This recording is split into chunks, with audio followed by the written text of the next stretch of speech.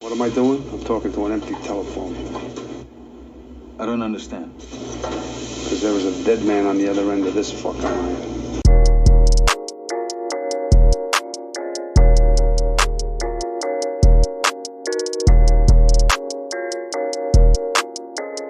Taking Jim Carrey seriously. Now playing The Truman Show, Man on the Moon, Eternal Sunshine of the Spotless Mind. In case I don't see you, good afternoon, good evening, and good night. I'm Liam Waite. Welcome to Corona Cinema. And joining me, as always, is May.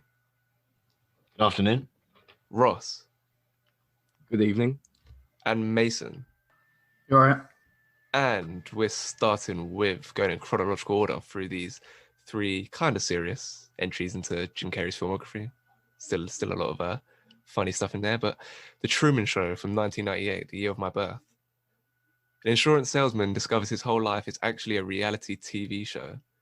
Directed by Peter Weir and written by Andrew Niccol, starring Ed Harris, Laura Linney, Noah Emmerich, and Natasha McElhone. Nominated for Best Director, Screenplay, and Supporting Actor for Harris. Not for Best Picture, though, which is a bit weird. So whoever picked this, go ahead. I think I picked this. It's probably one of the first films I watched with Jim Carrey actually being serious, which is a bit of a novel thing for me. Oh, well, for Jim Carrey to be, I think, considering the amount of films that he's had. And for this reason, it kind of makes it a bit more difficult to take him seriously because you're expecting him to pull a kind of like a funny face or do some kind of joke, and it's hard to take him serious on that kind of like emotional level. And then watching him in this film, you kind of see that he kind of has the perfect blend of like because he doesn't play a serious person, he plays a kind of goofy person because he has lived somewhat relatively not a sheltered life, but like a protected life. So he has had like hardships. He does have this kind of like overbearing, like trapped sensation or feeling about him. But at the same time, he's still this goofy kind of funny person, and he does have real emotions. And I think he shows that really, really well. And the way he deals with like the frustrations of like seeing him not being able to go to the places he wants to, and also the insecurities, feeling like he shouldn't want to because everyone's subliminally trying to like tell him that he shouldn't want to leave. Like you see all the holiday posters of like planes getting hit by lightning and all these different things saying like, why would you ever want to leave? Like, and go where? Like, I'm happy right here kind of thing. And everyone's like, even like his wife and then like his best mate, all just like kind of like slowly like coercing him into thinking that he's happy where he is. And maybe they're not as happy about it, but it's just kind of like, it adds kind of a depth to the character, which is quite nice. And also like the opening, how it kind of opens more or less normally for Truman. So you don't actually kind of see anything different. You don't feel like you're in a TV show. And then every now and then you just see people reacting to what they see, like someone's watching TV. You know, that's a bit weird because there's like 4 or 5 second clips every now and then. And then it slowly builds in and you're kind of like, you suspect things on the same level as Truman suspects them. It's kind of like a wonder that he suspects anything really, considering he's been in there his entire life. So they probably could have just told him that it was he's in a big bubble and that's how the world actually works, and he would have just accepted it because it's all he's ever known. It's kind of weird that they made like the effort to make it feel like there is a greater world, like they wouldn't have needed to really necessarily. And I kind of like the idea of Christoph feeling like he's his father. I feel that's quite nice, and Christoph feels like he knows what's best for him, even though he's just essentially using this person. And that kind of like extends like the ethical, like it's like an ethical dilemma with the film. Well, it's not even a dilemma because you can't do that to a person. It's not right. I was listening to a podcast a while ago, and they talked about this man called Nasubi, who entered a game show in, I think it was Japan. And they told him like, if you win enough sweepstakes, you'll get like $10,000 or something. Yeah, well, in their currency. And they said you have to be stuck in a room alone, naked, for a certain amount of time. And they had him naked for 15 months, pretty much. And they could only eat what he got out of like sweepstakes, and they just kept him there. And like when he finally won enough prizes, they took him to another apartment, made him undress again, and then kept him in there again for like another 5-6 months. And then they did it another time, took him somewhere else, and he just took him to another apartment, closed the door, and he was like, oh, for fuck's sake, took all his clothes off, and they undid all the doors, and they realized he was in like a game show, and he didn't know that it was being broadcast. It was broadcasting being live. He thought it was just being recorded and was going to be recorded later.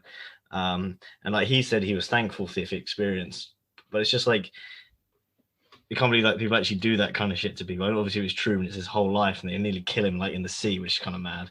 Like they're threatening to actually like drown him rather than let him get to the edge because of how much it meant to their show, and the fact that like someone could be like a corporate bit of property rather than a person. It's kind of crazy. But I do like the ending where you don't actually get to see where he goes at the end. Instead of like, you'd like to follow him and see, does he meet this girl? Does he, how does he react to the outer world? Like the fish out of water comedy would have been quite good for Jim Carrey to like play with. But they don't, and I think that's nice, because the whole point of the film is you don't get to see every waking moment of his life. Now he finally gets that kind of like that freedom to just be private again, well, for the first time ever.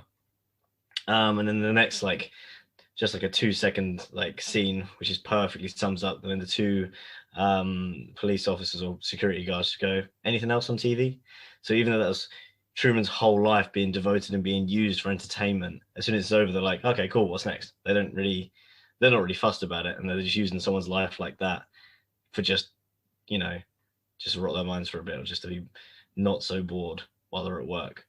So I think the film is actually really, really well balanced. I think Jim Carrey this is like the stepping stone film for him, going from things that are like comedies from like Liar Liar and other things like that, whether they came before or after, but that's kind of just like in comparison, to then stepping into almost more serious films. Obviously this is a bit of like a like fantastical plot,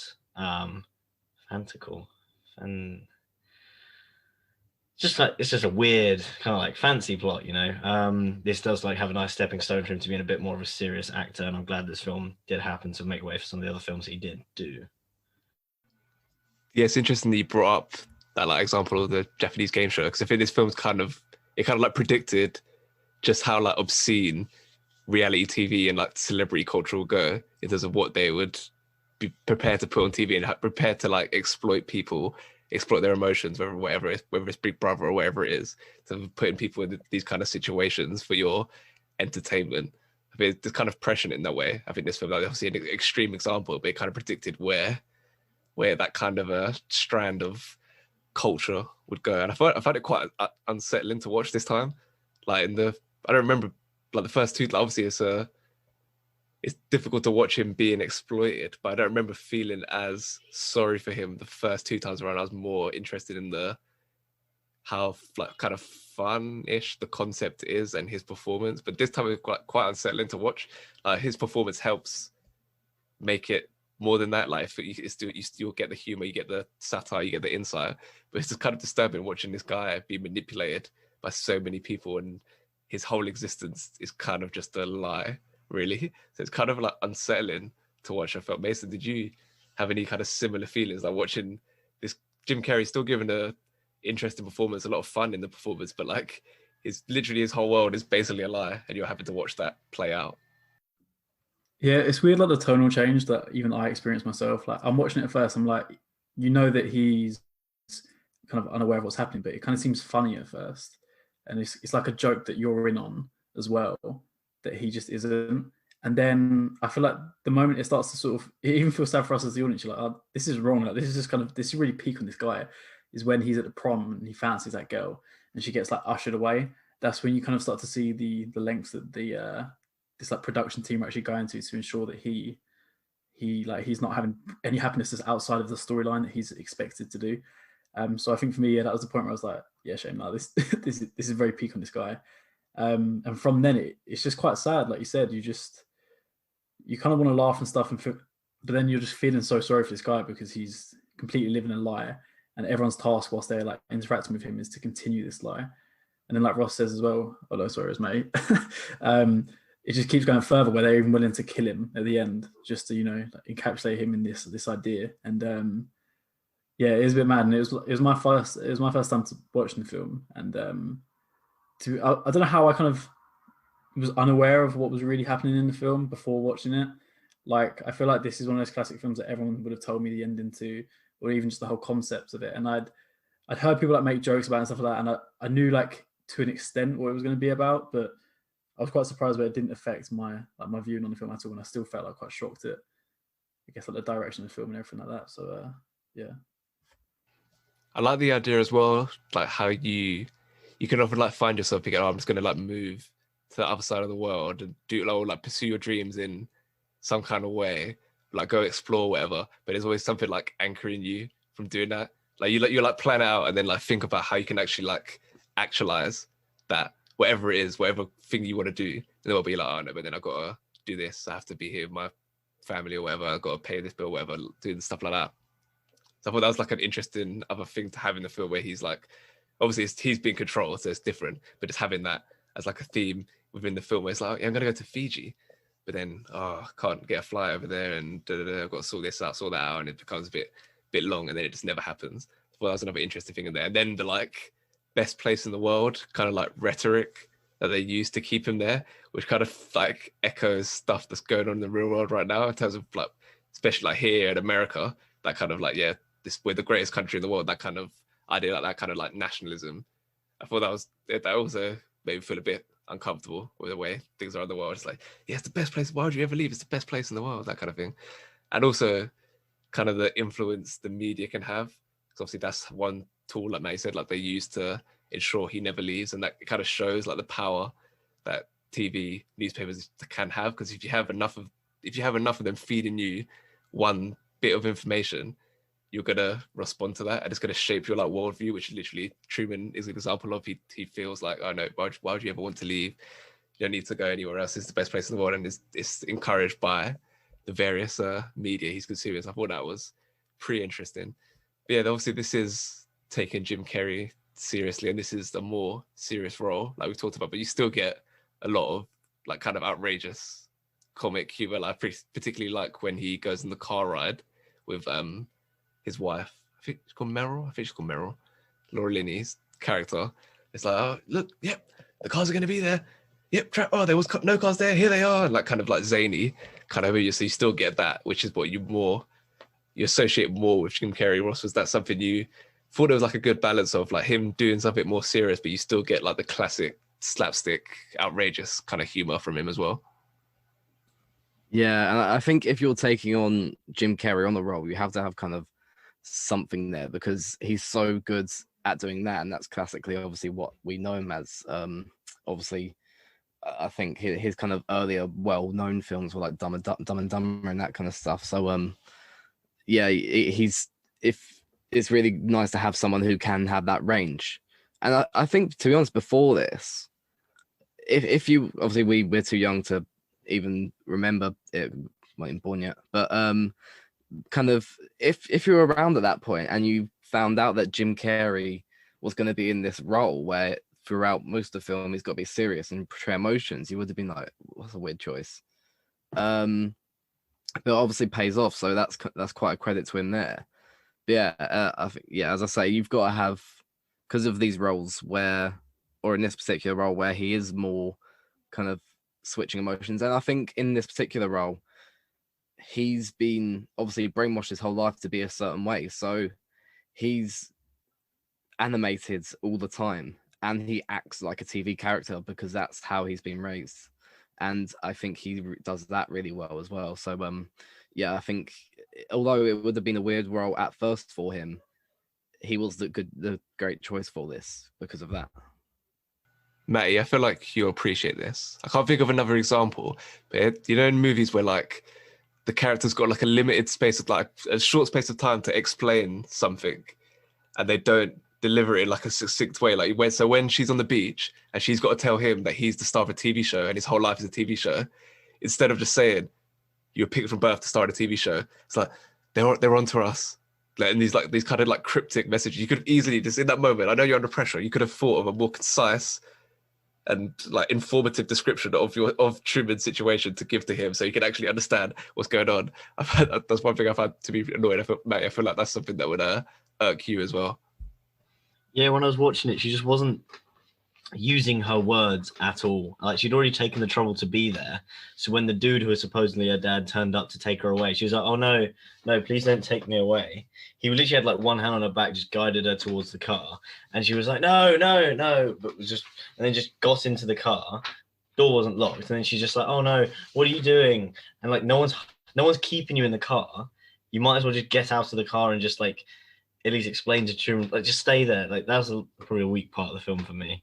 But it's like, what can you do with the direction? Like, it's not her fault, I guess. But yeah, that's a bit that just didn't really come across very well. I feel like that's the problem. Like she says that perfectly, and then it's like, oh, the movie's kind of like you can't drag the movie out as long if he just knows from there that point. So yeah, another thing I liked was Marlon, his best friend, like demonstrating his acting skills within the actual movie universe, like when he's like delivering dialogue as he hears it from Christoph. So it's like the actor actually acting within the Truman Show, quote unquote, the Truman Show. Like being able to do that, it's just a funny little thing to see him actually being a good actor within this movie, and like in the placement as well when he's like Christoph like praises him for keeping it when he goes in there and he's trying to find where Truman is, and he's not making a big fuss. He's like, "Truman, where are you?" Trying to make it into a game, and Christoph's like, "Yeah, good, you're keeping it light." Just again to show like his skills as an actor. It's like a little thing that I enjoyed.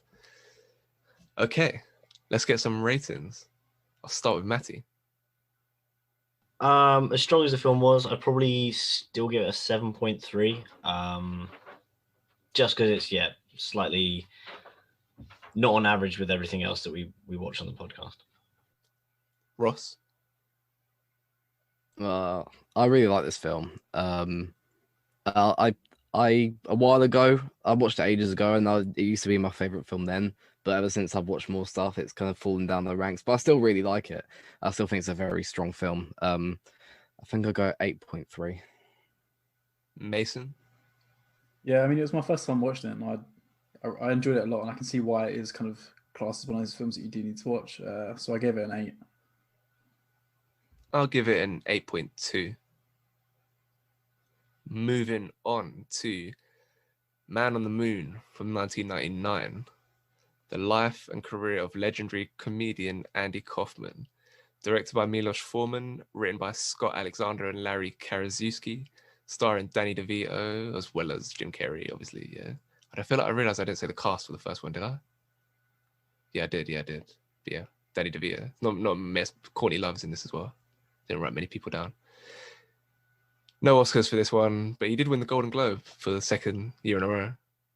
Obviously won for a Truman Show as well. And Carrey never actually got nominated for an Oscar. We'll talk about another film he probably should have got nominated for after this, but yeah, never.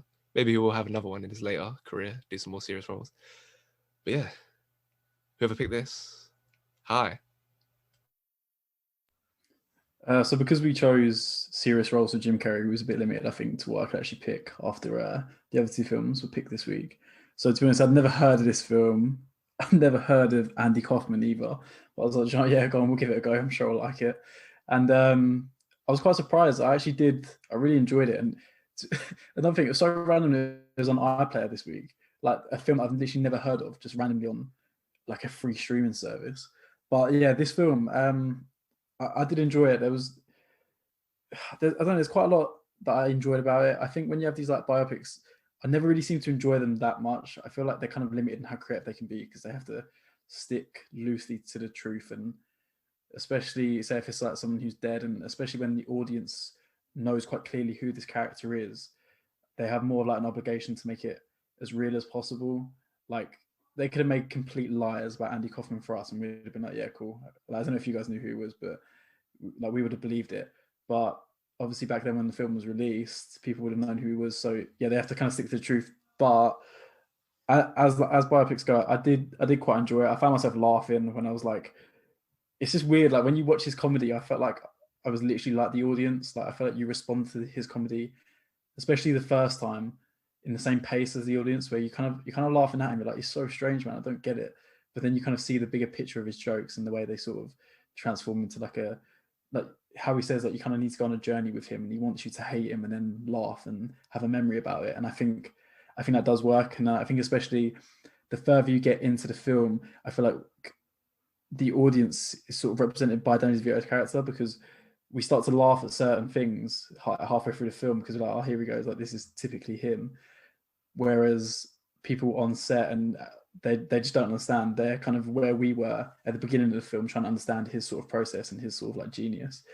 But yeah, no, I did really enjoy it. I liked how the film starts kind of at the ending, and then it all sort of wraps together. Other than that, yeah, I don't know. The acting was okay. Jim Carrey's role was probably the most sort of standout, I think, from the cast. The others didn't really have to give anything really. His like wife should be irritating, to be honest. Like, she just seemed a bit like a rat. Like, she was just a bit scatty. But then equally, again, I don't know this character. Like, I don't understand. Like, she could have been like that before. Like, that could be like a genuine representation of her, but I just have no idea. It's kind of similar to First Man. I was like, I don't know if this is a good performance from Ryan Gosling or not, because I don't know. I don't know this guy. But yeah, so I enjoyed it. I quite like the editing as well, and yeah, not too bad for a film I'd never heard of. Yeah, it's weird. I'd never heard of him either. I don't know how famous he was in the UK. It seems like he was pretty famous in America, based on this. It seems like. But the only Kaufman I'd heard of is Charlie Kaufman, who wrote Eternal Sunshine. He's done a lot of other stuff. So yeah, I'd never heard of this guy whatsoever. So yeah, it's kind of weird to learn, because obviously that's the complaint people often have with biopics, is like this when they don't get real life things correct, then you've got to be like, well, it's not a documentary. But I'm literally watching this almost like a documentary, because I literally don't know this person. So you've taken all the information from here, and that's how you get the idea of who this guy was and the people around him and all that kind of stuff. So yeah, it was interesting in that sense. The first scene, not gonna lie, I had me worried, because I wasn't really into that. I wasn't into that style of humor. When I first watched the first scene, I was like, oh, is he gonna be doing like a really annoying voice like throughout? Is they gonna like? Yeah, I don't know. There's just something about it. I thought, oh, it's gonna be bad. But then, after probably like 10, 15 minutes, okay, this is actually all right. This is quite entertaining.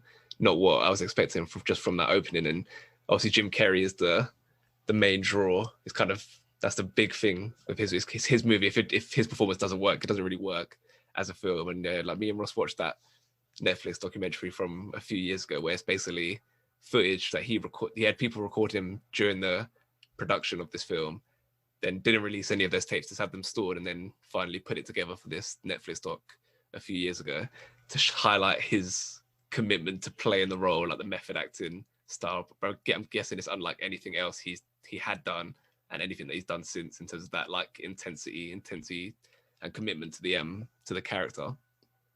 But it's like, you get the idea this guy's proper eccentric. He's always like, he's kind of like squirming all the time. Like, he's never like still, I find, and like very idiosyncratic in the style of humor. I thought it's kind of interesting that he even says this, like, he delivers the material for himself and what he enjoys. Like, he always told us as a writer to write what people want to read, not what you want to write, basically. But he's like, no, I'm just going to do what I enjoy. And if the audience likes it, great, and they're entertained. But he's kind of like pushing back against what people might expect, especially what like studios might want him to do. So it kind of makes his success even more remarkable, that he was able to still achieve despite not conforming to the way they want. Like we talked about Ma Rainey, was that the last episode, maybe the episode before, like in a much less serious, much less profound way. He's doing the same thing, trying to retain like control of his own work and the way he like navigates his career. Doesn't want to be dictated to by big corporations. So I think like overall, the film like captures the essence of this guy. If this is what he was like, it seems like from the documentary, it was a pretty accurate like portrayal of this guy. I don't know if I ever look at like his stand-up or anything like that. And like I said, go on a YouTube wormhole to find out what he was really like. Because by the end, I was like, yeah, he probably was pretty funny. Definitely a bit of a revolutionary in that industry. But yeah, Matt, you're guessing you hadn't heard of him either. Did you have like a similar thing? This was kind of like almost like a documentary experience, just finding out about who this man was through the lens of Jim Carrey's performance. Yeah, I basically had no idea who this guy was, or anything about it. I knew the film was a film. I wasn't sure even if it was a true story or not. So I kind of went into it with like a complete, what's it called? Like a completely blind, which was quite nice. And the first thing I came across is like Jim Carrey himself is pretty weird. and I wasn't sure how weird the original guy was, or if it was Jim Carrey being weird. So that was like maybe the first 20 minutes was me trying to like just getting over this, and then perhaps because the comedy then was quite a while ago, that just being weird was just funny kind of thing. People wouldn't see that kind of thing being allowed into kind of like a comedy outlet or a major kind of like TV network, just because nowadays we can see our only sources, well, our sources of comedy aren't just TV and like cinema. Like we can look on our phones, anyone can put anything funny on their phone. If we find it funny, that place gets a platform kind of thing. So back then, someone just being really, really abstractly weird would have been more funny. So that's maybe, I didn't necessarily find some of the stuff he was doing at the start funny. And then maybe they were trying to also reflect that he was also in his early stages of like developing his comedic genius. And so, yeah, certain parts of it were quite interesting to say the least. But I think one of the most like pondering things about this film is you can't tell how serious he's going with a joke. You can never tell whether it's one of his roles or not. And he does that with his friends and his family as well. So you can understand kind of like the stress that would be to work with someone. And they even like things like where he like says he can't act stoned, and then starts basically like slapping people and throwing water over people, and then he's told to say that it's a joke, but then it's not a joke. I can't tell whether it was actually a joke or not, or he used it not being a joke to confuse people by saying it's not a joke. Because like the main news, like the television channel, like head guy seemed to be laughing as if he was in on it. And I don't know if he was just pretending he was in on it so that they'd think it's a joke. I'm not sure. So bits like that keeps you guessing with the film, which makes sense because then that's kind of how the ending as well. The ending's quite confusing to me. Maybe it's like not how it actually happened, and they're just kind of leaving it open to whether he's dead or not. Because you're kind of convinced that it'd be his writer buddy that would be playing. Was it Cliff? Yeah, that guy. He's quite funny. And then people were always expecting Andy to come back. And I quite like the bit where he went all the way to like Thailand or somewhere to get kind of like this magic treatment or whatever, to think that would help him. And then he kind of just sees, he looks in his hand, he just sees they're using like kind of like a trick to make it look like they're doing treatment. And he kind of just laughs to himself, realizing that he's like more or less like not a con artist, but like a showman who pretends to do something for an effect. And he just sees he's just met another showman who's pretending to do something for another effect on him. And he's just like, oh, brilliant. Whether I've interpreted that rightly or not, I have no idea. But I just found that kind of funny. You kind of relate to the character at that point, that he's like joked so long his whole life. He's just kind of like almost been captured by another joke. And he just finds that funny. It does make me want to go watch the original works as well, to see if there's any of those out there and to see if they're actually funny. I'm quite interested to see how like Jim Carrey's performance would have captured the actual person. It was also lovely to see Danny DeVito again. I feel like I haven't seen him in a film in ages. And I just like him. So I might go back and watch Matilda or something. And also like what else? It's also interesting like how he's probably like capitalizing on having like bad publicity. Is like there's no such thing as it. Especially like riling up the people from the South and people who like wrestling, and that was quite interesting. And it was really nice to see how, because at the first like, I was seeing how annoyed the main wrestler, the heavyweight champion, was getting, and it was so nice to see that he was in on it, and how them two actually like really respected each other, and how they just like had like a fond like mutuality for like growing public interest and running up the crowd. So that was really nice. And yeah, the other thing is also, so there's a certain anxiety with watching all of his performances, because the things seem to always go wrong, and you can never tell if they're actually going wrong, like with that old lady dying, because like you're saying, oh, it must be a joke because it's him, but then again, it's also him because he'll probably do stuff he shouldn't do, so maybe she was dying. So even the thing was, oh shit, she better not have like died on stage. That's terrible. And then she's up again, and it's like, okay, cool. It's just like an anxiety with the way he performs. That's probably what made people like so captivated by it, considering like I'm just watching a film about it, and I'm still like interested by his performances. So yeah, I really enjoyed the film. It was a lot better than I thought it'd be. This was the film I was probably dreading watching the most, and somehow I think I just enjoyed the ride of it the most. Yeah, it feels like Andy's like USP was like blurring the lines between what's real and what's not. That was like, I guess that's like the pervading thing throughout his whole like career, to the extent that you can have him telling his closest like friends, family that he's got cancer, and they're like, oh, this is a joke, this is a bit, isn't it? It's a bit, yeah. And you can have his fans not even believing that he's dead. To this day, there's still people who ardently say, "Nah, he's not even dead. It's all part of his like most grandest joke." And I think that's like that's what they like showing it with the ending. Is kind of like playing to the fans, like showing that these theories exist. Not necessarily that they believe that he's not dead, but the idea like, yeah, this is what's believed in some circles. I thought that's kind of what made the film, yeah, like Matt says, like very kind of unnerving, but also just fascinating to watch, because you never quite know even within the film, you never quite know what's real and what's not. Like when he's doing the stuff with the wrestler, obviously I know that wrestler, he was on WWE when I was watching it, as mainly as the one of the announcers or commentators or whatever. So I was like, wait, but surely this isn't real. Like he was WWE, so sure, and this is wrestling. Like the wrestling can't be real. It wouldn't be a case of where Andy's pissed off Jerry the King Lawler to the extent that he's just gonna fucking suplex him now in real, not it for real, like actual wrestling, not fake performative wrestling. So I was like, what's going on? How could this possibly be real? And then turns out they're actually friends. So that's constantly going on. Like he says, constantly going on with the film. It's like, is that real? Like I thought the old lady had died. I thought, like, oh, this is one of the tragic things that happened. He pushed it too far during the performance. She's actually died on stage. This is like an iconic thing. But yeah, then it turns out no. So you're kind of being like Andy was doing in real life.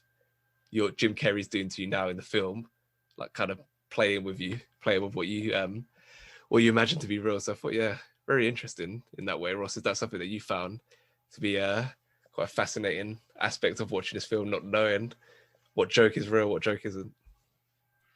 Yeah, and I think because as you say, all those things that do happen where you have no, like especially with the wrestling, I thought I really like that bit with all of that, because you don't know what's real or not.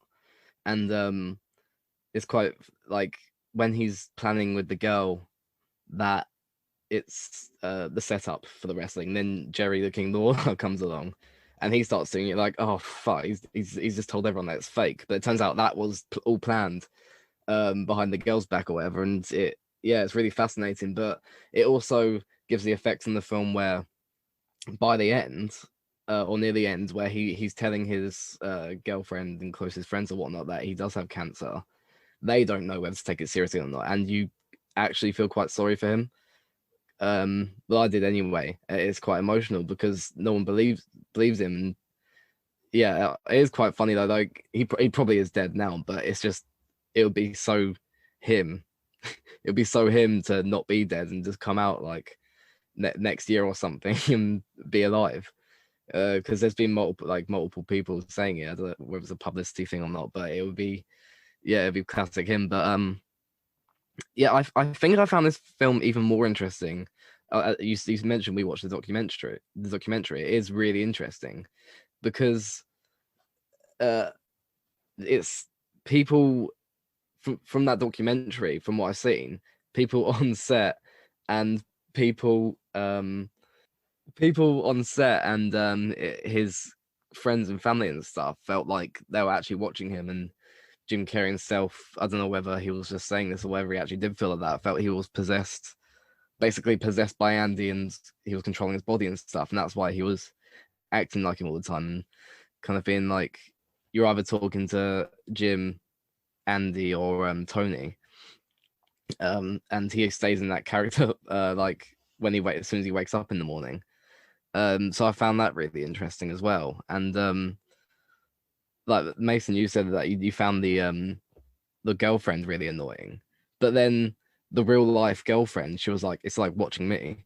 So it's quite funny, that kind of thing. And I think I liked the film even more and respected Jim Carrey for everything he did in that film even more with that documentary, showing how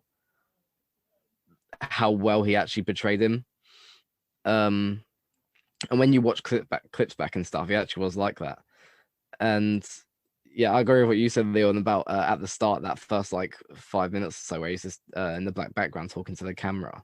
I didn't really like that, but from there on, you start to appreciate the comedy of the character more and how smart he actually is doing this. So yeah, I enjoyed that. The only like aspect of the film that I thought was a bit weaker was like just overall, like I said, like it is all on Jim Carrey's shoulders. Like there isn't much. It's not the story. The way the story's told, not very like cinematic. It's kind of just leaps from like character to character, TV show to TV show, sketch to sketch, wherever it is, and because of that, it doesn't feel like, it feels a bit impersonal. Like with the romance, like Mason said, like she kind of just comes out of nowhere. It's a bit annoying. Like it's not really developed. Like why is she with him? Like they don't really, they can't really explore it. And the way the movie's kind of set out, you can't really do anything with that. And then when like then you have like his career just suffers a bit, and then he's got cancer, and by the time he's dying, like I'm not really like emotionally affected by it. It's not like I'm not like, oh, this is bad. Just kind of because it feels so impersonal throughout the film, it kind of weakens that kind of emotional punch that there could be at the end.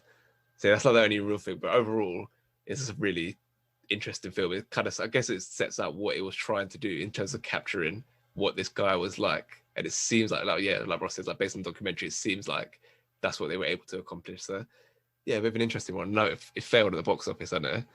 So that's probably hasn't helped kind of its legacy. And like we said, like it's on BBC iPlayer and only on BBC iPlayer for some reason. Like you can't rent it even on like Amazon or anything. It's so weird. It's like it's just not available to anyone. I don't know what it's like in America in terms of how available it is. But yeah, kind of seems like it's been a bit lost to time. Maybe it got a bit revived by that documentary. But yeah, interesting one. Okay, let's get some ratings. Mason. Yeah, I was quite surprised how much I enjoyed it. I was similar to Mate, where I was kind of dreading watching it out of all the films this week. But yeah, I think it pulled through. So I gave it a 7.7. Ross? Yeah, I think I'd agree with that. I'll go 7.7 as well. Matty? I mean, if you really pressure me, I think I'd almost agree with that, but not quite agree with that. So I'll give it a 7.5. I agree with that, but not as strongly agree with that. I'll give it a 7.2. And the final film for this week, Eternal Sunshine of the Spotless Mind from 2004, the year Ross was born. When their relationship turns sour, a couple undergoes a medical procedure to have each other erased from their memories. Directed by Michel Gondry and written by Charlie Kaufman, not to be confused or related to Andy Kaufman, starring Kate Winslet, Mark Ruffalo, Elijah Wood, Kirsten Dunst, and Tom Wilkinson alongside. Jim Carrey, yes, he wasn't nominated for an Oscar for this either, just no love. But he did win Best Original Screenplay, and Winslet was nominated for Best Actress. Who this would be Matty, Ross picked this. Ross, go. Right, I'm only 17 now, but I think this is a really good role for Jim Carrey. It's very different to all his other roles. I think this film is really a credit to his acting because it really shows his abilities on like a more kind of grounded down performance, a raw, grounded performance. Like, I mean, there's the Truman Show and Man on the Moon, obviously, which are one's a biopic of a comedian, the other's kind of he's playing a TV character. But this one is like, he's a real, like it's real, I think, and that's kind of it shows his ability in this. And I think even for Kate Winslet, this is a really good performance for her because she does really well at playing this kind of moody yet hyperactive character, and it suits her. So yeah, and this is a credit to her as well. And this film it's one of those films where there's a lot more under the surface than just what there is in front of your face. And I really like the structure of this film. It basically follows Jim Carrey. You start with him not knowing anything, thinking this relationship with Clementine is the start of his relationship. But as the movie goes on, you basically on a journey with him, finding out everything as it goes on and going back through their past and finding more and more out about everything. And I really like that. And as I say, there's kind of more on the surface, like the colors of her hair is changing as the relationship goes on, kind of representing her in different parts and how like her personality changes with those colors. And that's basically it kind of is like 3 or 4 different performances from Kate Winslet in that sense. Like every time she has a different color hair, she acts differently. And she definitely deserved her Oscar nomination. Obviously, Jim Carrey did as well, but apparently Academy don't like Jim Carrey, so fuck him. But one part I don't like about this film is it following the other people, like Kristen Dunst? Yeah. Elijah Wood, Mark Ruffalo. I don't think they needed that story there, and I would much rather watch the film just following Jim Carrey and Kate Winslet because it's way more interesting. So I thought that part was a little bit irrelevant, but it doesn't really take away from the film because you still get everything from the other story that you need. Yeah, I think it's actually one of the best kind of romance stories of recent times. It's like it's one of them films where it's a raw, kind of grounded portrayal of a relationship. And how they've fit this into a science fiction movie about like a concept that isn't real, and had this real relationship to be part of this and mix them together and made it work. It's really impressive how they've done that, and that's a credit to the directing and the writing, I think. And as I say, yes, it's a science fiction idea. It's something that doesn't actually exist. Yeah, they pulled it off and make it feel real, and made it feel really real. And the fact that kind of the last lines of the film are just Jim Carrey saying, "Okay," it works, I think. And yeah, I really liked that. Yeah, I like how it's been done in a lot of movies, but I think of Bringing Up Baby, that kind of, they had it like a placid, that's kind of diffident kind of guy who's intimidated at first by this brash, like free-spirited girl. And both their performances, like Ross said, like just pitched perfectly. And I think she goes to another level because she's basically, for most of the movie, she's like playing what is like a distorted memory of his, and she's having to adjust her performance in that way. So I thought that was like really impressive. It was weird as well the way it opened, like the kind of abrupt shift from that opening when you think they're meeting for the first time. Then he's Elijah Wood knocks on his window when he's sitting outside a flat, outside a flat waiting for her to get a toothbrush. And then like the title sequence comes, and then he's just like crying. Like a real like abrupt switch. I kind of forgot that's how it happened. I kind of felt like a different movie from that point. I also forgot that she erased him first. Like this is the second time I've seen it. I thought it was the story of him like feeling the pain of their relationship and then going to this clinic to have his memories erased. I forgot that she was the one who did it first, and then he's like reacted to that. So that was an interesting thing to pick up on watching it for the second time. And when you do realize that, like Ross said, that when it is that meeting from the start was actually the end of the second time they're gonna try to begin their relationship, that they've actually found each other after the erasure. I thought that was really effective when it all comes together in your mind that this is what's been going on, the different layers, and now they're giving their relationship another go. I thought it was really effective in that way, and it uses the experience they've had in trying to erase each other and then going on this like journey through his memories. It's like an opportunity for them to like reflect on what their relationship was and the issues that they had, and now it's like, okay, can we find a way to reconcile? Can we do some things differently? The stuff that went sour the first time, can we try to do things differently? So I thought it was really powerful movie in that way. Mason, was this your first time? Did you feel like it got across those kind of themes within the relationship?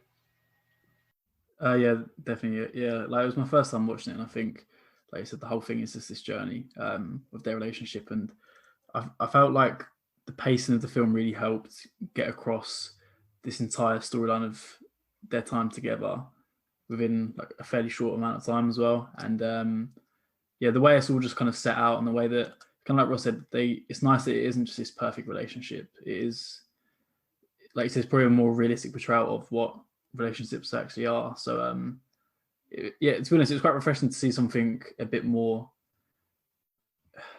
not relatable, but a bit more interesting instead of just this typical like Hollywood kind of like love story instead. I liked how like rigorous they made the process of erasing your memory as well. Like they have to come around your house with all this like heavy machinery and stuff, and it takes all through the night for it to happen, and stuff can go wrong. That kind of thing. it's like a visual way to show how hard it is to get rid of like bad memories or memories that you thought were bad going into the process.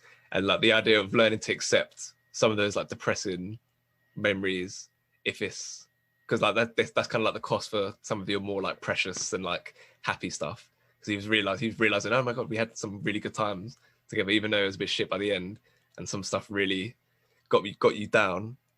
The kind of happy moments, it's like make up for that in a way, and the depressing moments kind of help you grow as a person.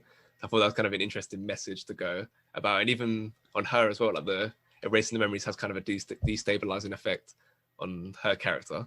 So I thought that was kind of a interesting message to go with. And on what Ross said about the kind of side characters, I thought, I don't know, I don't really care like whether they're in it or not, but you can kind of, I thought it kind of alleviated it, because this is like a proper serious role for Jim Carrey. I thought there's a few like moments where he's able to show his like comedic chops, but unlike Truman Show and Man on the Moon, this is more like intensely serious and more like internal. Like he's very tame. I think in this film he doesn't really have any chance to like kind of explode, and depicting it as like a part, like I said, like a sci-fi adventure, but then like it's a romantic drama at the center of it, and then it's also got this kind of weird comedic moments with the crew. I thought they were like kind of the comic relief within it, kind of to kind of counterbalance all the heavier stuff that's going on. It kind of brings a more broader picture to this film. Like you've got the sci-fi, you've got the romantic drama at the center, and then you've got the comedy of this crew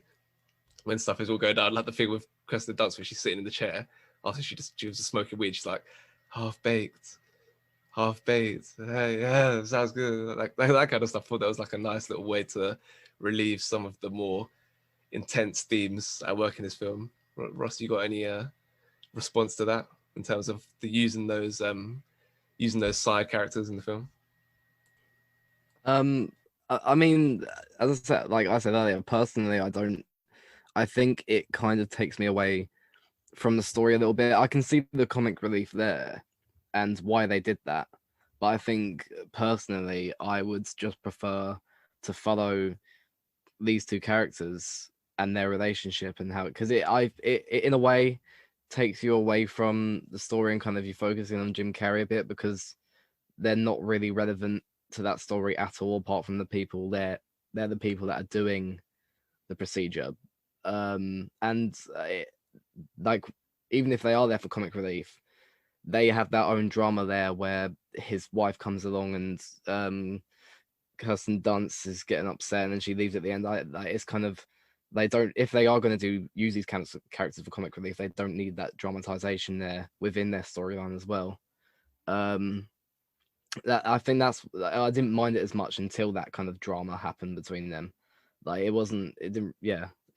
that drama, I think, between them was what made me kind of dislike that part as much. But the actual comic relief and her being stoned and stuff, it's quite nice being there, because it's a very heavy film otherwise. But yeah.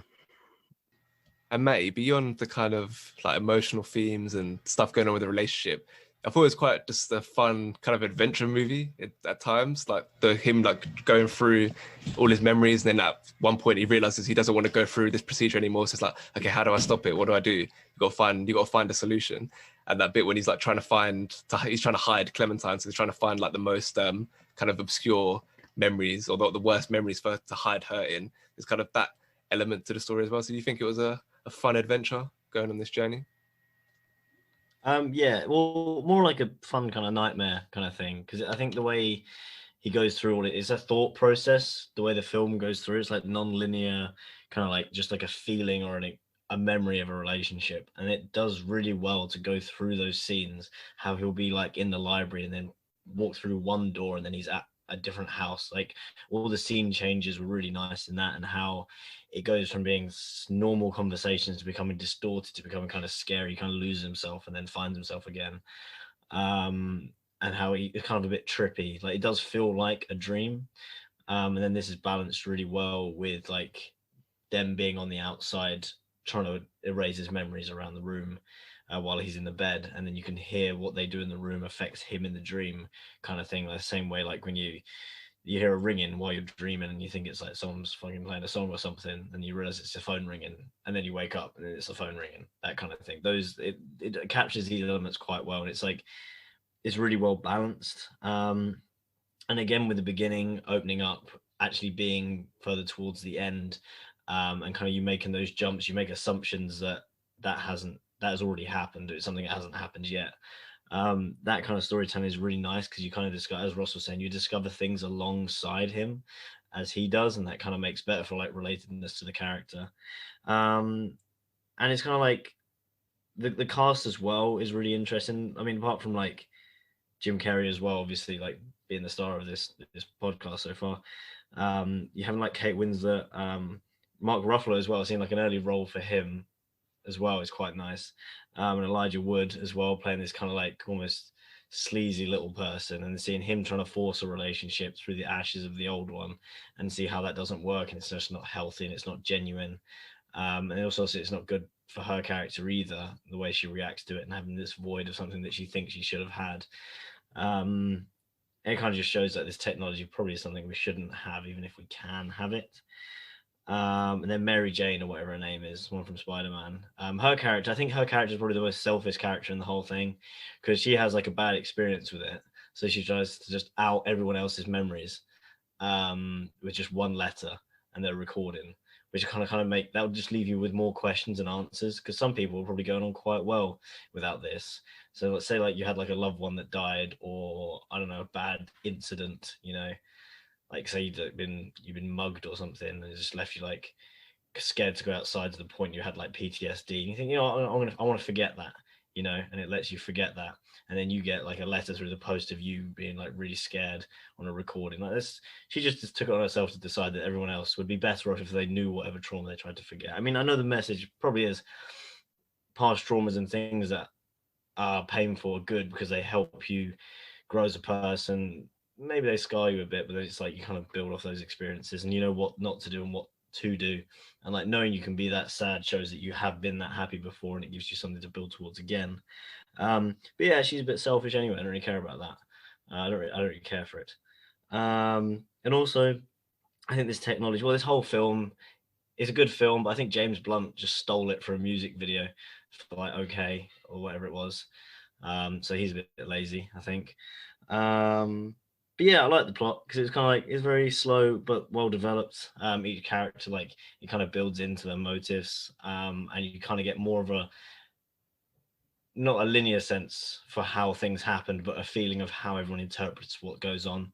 Obviously, it doesn't remember all the mundane; it remembers the little things, like being underneath the sheets, or it raining at the beach house, and rolling around in the snow and on the lake. Like the important parts of a relationship, it's just the little things that kind of matter more, and their reactions and their feelings to it. And then, yeah, the resolution at the end, kind of accepting that things aren't going to be perfect and that they have to try a bit harder, and forgetting things aren't really the answer, and so fuck it, they're just going to move past it, which I think is quite nice.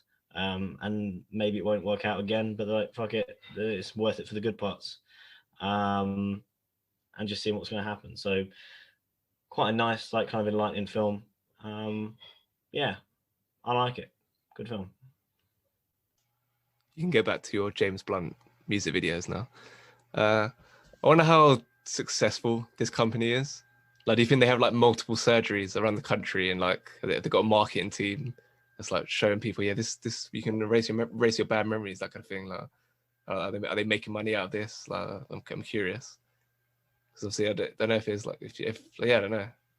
It's an interesting thing. Maybe they do a short film, show me how successful they are. And as Kirsten does, has she just ruined it by releasing all those things to the customers? Is that just torched the business to the ground? Let's get some ratings. Ross. Yeah, as I say, I think it's a really good portrayal of romance films, and how they've mixed this with a sci-fi film, yet pulled it off, I think is really impressive. So I'll go 8.4. Mason. Yeah, I really enjoyed it. For me, it feels like a Black Mirror episode, but from like many years ago.